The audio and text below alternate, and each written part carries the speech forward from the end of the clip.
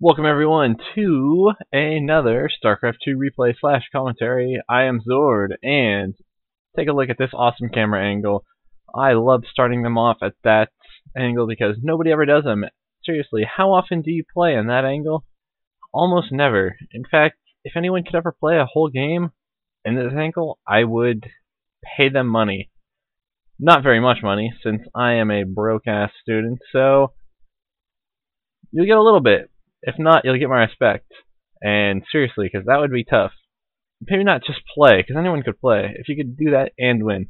Anyway, our game today is between AI Forsen, our purple Zerg up here, and Roof, our green Zerg.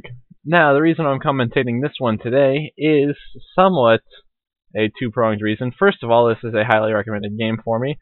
And second of all, I have another set of highly recommended games between Roof and somebody else. So it's not only to see how good Roof is, but also because this is a highly recommended game. Apparently there's some cool shit.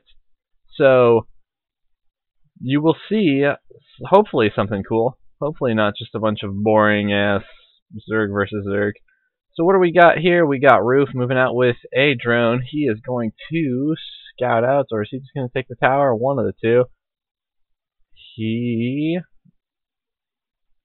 I'm not sure what he's doing. Moving right up to where I assume he knows the other base is. In terms of production, they're both coming out with a spawning pool, both coming out with some more drones, and both coming out with an extractor. So, fairly straightforward Zerg versus Zerg, I would imagine. I'm surprised neither of them went for a fast expand, but again, I'm not a Zerg player, so I don't know what the standard is for Zerg versus Zerg. I imagine neither wants to get rushed, and neither wants to look like the fool. So, and again, since I'm not a Zerg player, I don't know what the most common build is for these people. I don't know if they're going to come out mass roaches. So it's just as fun for me as it is for you all to watch.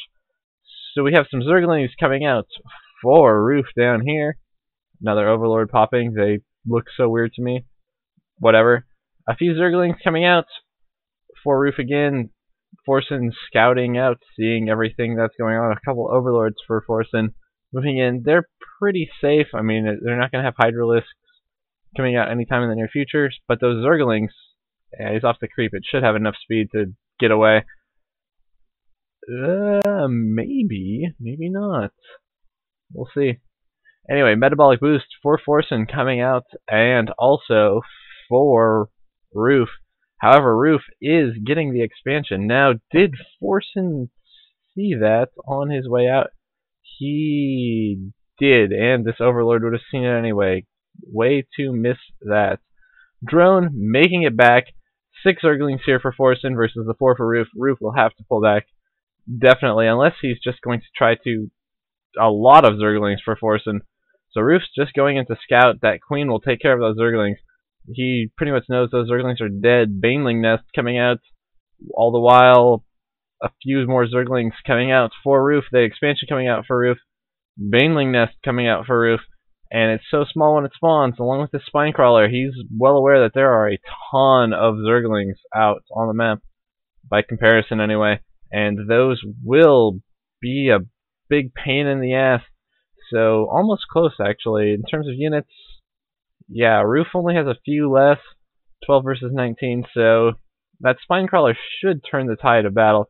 However, Forsen can see these whole things, and I have no idea what Roof is doing here. He had much less Zerglings, and he just ran them straight into there. I have absolutely no idea why he did that.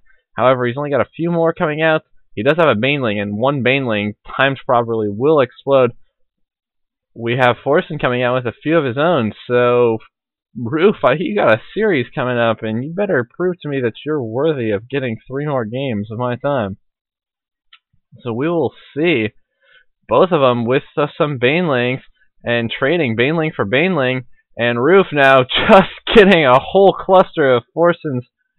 Sorry I doubted you, Roof. That was an amazing Baneling that you hit pretty much a ton of Zerglings. Looking at the loss tab, they're both about similar. However, Forsen's coming out with a few more Zerglings and a few more Banelings, and Roof, what are you doing up here? You got a few more banelings, you're gonna lose this hatchery, I'm pretty sure. And he's got more units than you. Get some shit in production. Use this queen, spawn some larvae. What is this queen doing? I don't know. However, Forsen, good micro, just getting away from those little guys. Little guys not that big of a threat, but they will hurt.